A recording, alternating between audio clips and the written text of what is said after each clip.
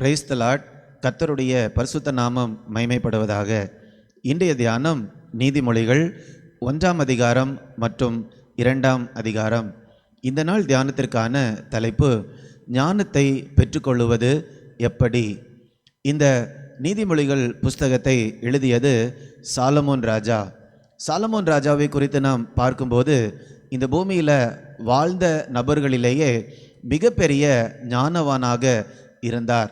தேவனே அவரிடத்தில் சொல்லும்போது 1 ராஜாக்கள் 3ஆம் அதிகாரம் 12ஆம் வசனத்தில், நீ கேட்டபடியே உனக்கு நான் ஞானத்தை கொடுக்கிறேன், உனக்கு முன்பாகவும் அல்லது உனக்கு பின்பாகவும் உன்னை போல ஞானவான் ஒருவரும் இருக்க போவதில்லை என்று ஆண்டவரே அவரிடம் சொன்னார். அப்போ சாலமோனுடைய நாட்களில் இஸ்ரவேல் தேசம் உலகத்திலேயே மிக சிறந்த தேசமாக காணப்பட்டது. உலகத்தில் உள்ள அத்தனை ராஜாக்களும் சாலமோனுடைய ஞானத்தை கேட்பதற்கு அவரை தேடிதான் வந்தார்கள். சாலமோன் தேசத்தை தன்னுடைய ஞானத்தினால தான் அவர் நடத்தி வந்தார்.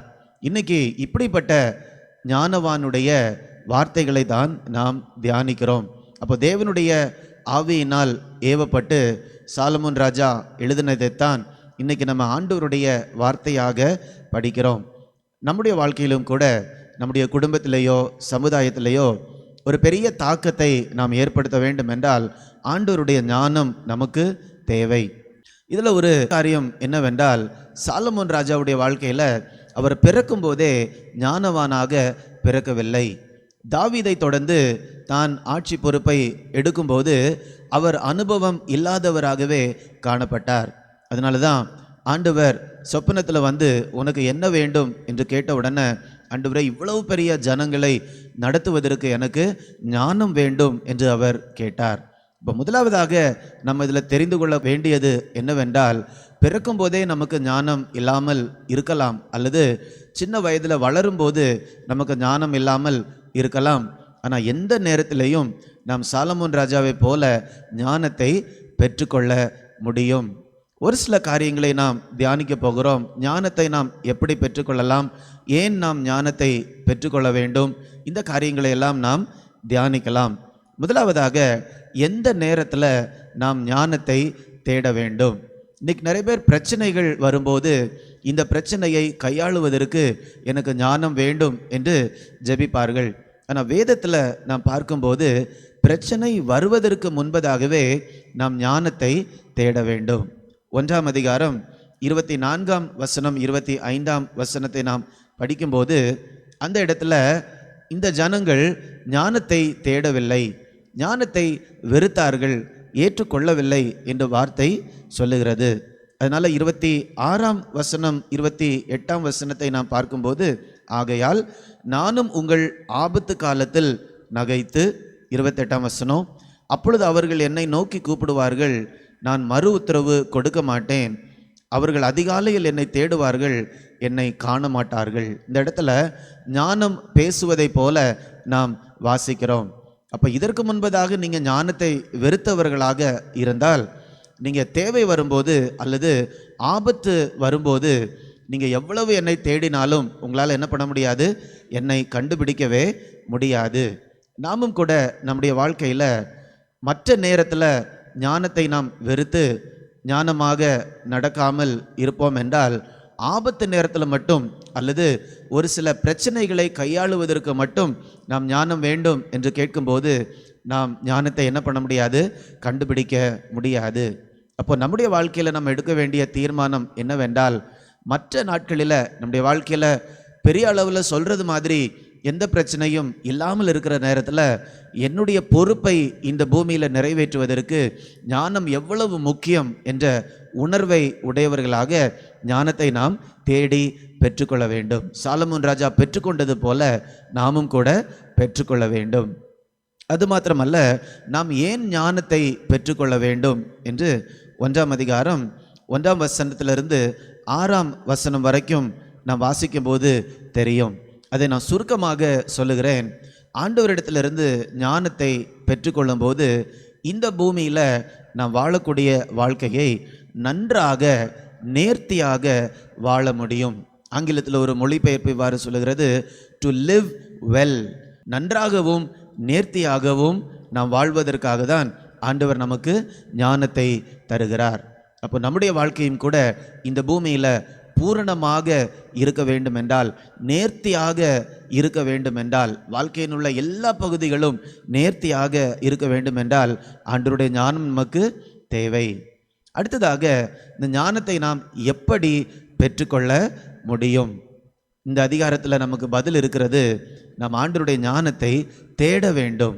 2ஆம் அதிகாரம் 3ஆம் வசனம் 4ஆம் வசனத்தை நாம் பார்க்கும்போது, ஞானத்தை வா என்று கூப்பிடு, புத்தியை சத்தமிட்டு அழைத்து அதை வெள்ளியைப் போல் நாடி புதையல்களை தேடுவது போல் தேடுவாயானால். இப்போ நம்ம இதில் பார்க்குறோம், ஞானத்தை எப்படி நாம் தேட வேண்டும் என்றால் புதையலை தேடுவதை போல் நாம் தேட வேண்டும், அல்லது ஒரு விலை உயர்ந்த ஒரு பொக்கிஷத்தை தேடுவதை போல் நாம் தேட வேண்டும். அது மாத்திரமல்ல, நாம் சத்தமிட்டு கூப்பிட வேண்டும். எந்த நேரத்தில் நம்ம சத்தமிட்டு கூப்பிடுவோம்? நமக்கு உண்மையாகவே வேண்டும், இது இல்லை என்றால் என்னால் வாழவே முடியாது. அப்படிப்பட்ட ஒரு நெருக்கத்தில் தான் நாம் சத்தமாக என்ன பண்ணுவோம்? நாம் கூப்பிடுவோம்.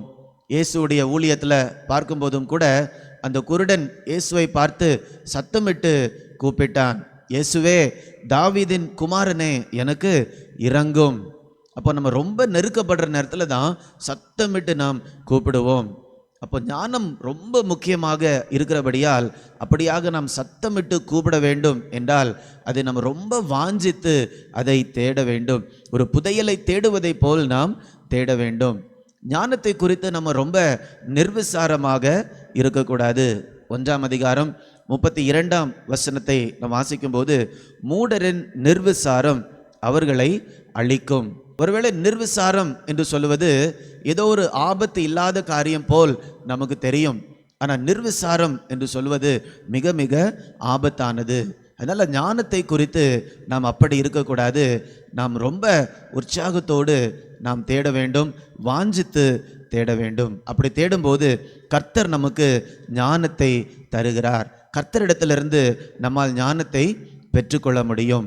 இந்த நாளில் கூட உங்களுடைய இருதயத்தை நீங்கள் பாருங்கள், உங்களுடைய செயல்பாடுகளை நீங்கள் பாருங்கள், உறவுகளை நீங்கள் பாருங்கள். ஆண்டவருடைய ஞானத்தை உங்களால் பார்க்க முடிகிறதா? அல்லது நீங்கள் எனக்கு ஞானம் இல்லை என்று உணர்வீர்கள் என்றால் ஒரு முதல் அடியை இன்றைக்கு எடுத்து வைக்கலாம். 1ஆம் அதிகாரம் 7ஆம் வசனம் இவ்வாறு சொல்லுகிறது, கர்த்தருக்கு பயப்படுதலே ஞானத்தின் ஆரம்பம். இப்போ கர்த்தருக்கு பயப்பட ஆரம்பிக்கிறது தான் ஞானத்தின் ஆரம்பம் என்று நாம் பார்க்கிறோம். அப்போ கர்த்தருக்கு நாம் பயப்படுதல் என்றால் என்ன? ஆண்டவருக்கு நம்முடைய இருதயத்திலிருந்து ஒரு ஆழமான மரியாதையை செலுத்துதல். இந்த இடத்துல கர்த்தர் இருக்கிறார், இந்த இடத்துல கர்த்தருடைய பிரசன்னம் இருக்கிறது, அதனால் நான் அவருக்கு பிரியமாக நான் நடந்து கொள்வேன் என்று சொல்லக்கூடிய ஒரு ஆழமான உணர்வு தான் கர்த்தருக்கு பயப்படுதல் என்று சொல்லுவது. அப்போ நம்ம கர்த்தருக்கு பயப்படுவதற்கு ஆரம்பிக்கும் போது, பழகும்போது ஆண்டவரிடத்திலிருந்து நாம் ஞானத்தை பெற்றுக்கொள்ளுகிறோம். அது மாத்திரமல்ல, ஜெபத்தில் கூட நாம் ஞானத்தை தேடலாம். சாலமோன் ஆண்டவரிடத்தில் கேட்டு பெற்றுக்கொண்டார். அதே மாதிரி நாமும் கூட கேட்டு பெற்றுக்கொள்ளும் போது இந்த பூமியில் நம்ம வாழக்கூடிய வாழ்க்கை நன்றாக இருக்கும், நேர்த்தியாக இருக்கும். நாம் ஜெபிக்கலாமா? அன்பின் ஆண்டவரே, உமக்கு நன்றி அப்பா. ஒருவன் ஞானத்தில் குறைவுள்ளவனாய் இருந்தால் எல்லாருக்கும் சம்பூர்ணமாய் கொடுக்கக்கூடிய தேவனிடத்தில் கேட்க கடவன் என்று உம்முடைய வார்த்தையில் சொல்லியிருக்கிறீரே. இந்த நேரத்தில் கூட நாங்கள் ஞானத்திற்காக ஜெபிக்கிறோம் தகப்பனே. எங்களுடைய வாழ்க்கையினுடைய ஒவ்வொரு பகுதியிலும் நாங்கள் நேர்த்தியாக வாழ்வதற்கு தேவையான ஞானத்தை ஆண்டவர் தரும்படியாய் ஜெபிக்கிறேன். கர்த்தர் எங்களுக்கு கொடுத்திருக்கக்கூடிய பொறுப்புகளை நேர்த்தியாக நிறைவேற்றுவதற்கு பரலோகத்திலிருந்து வரக்கூடிய ஞானத்தினால் எங்களை ஆண்டவர் நிரப்பும்படியாய் ஜெபிக்கிறேன் அப்பா. ஞானமாக வாழ்ந்து ஆண்டவருடைய நாமத்தை மகிமைப்படுத்த கிருபை தாரும். மீட்பர் இயேசுவின் மூலம் கேட்கிறேன் நல்ல பிதாவே. ஆமேன், ஆமேன். God bless you. God bless you.